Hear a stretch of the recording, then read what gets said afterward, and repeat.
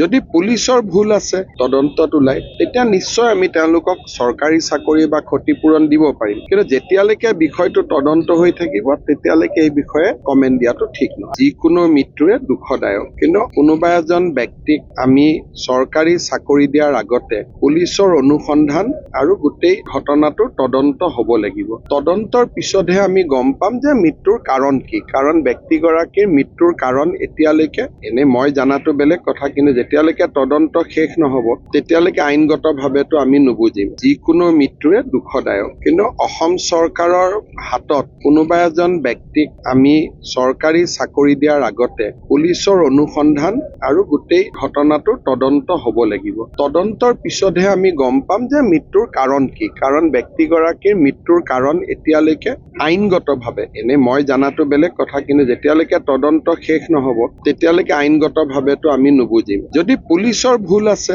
তদন্তত ওলাই তেতিয়া নিশ্চয় আমি তেওঁলোকক চৰকাৰী চাকৰি বা ক্ষতিপূৰণ দিব পাৰিম, কিন্তু যেতিয়ালৈকে বিষয়টো তদন্ত হৈ থাকিব তেতিয়ালৈকে এই বিষয়ে কমেণ্ট দিয়াটো ঠিক নহয়।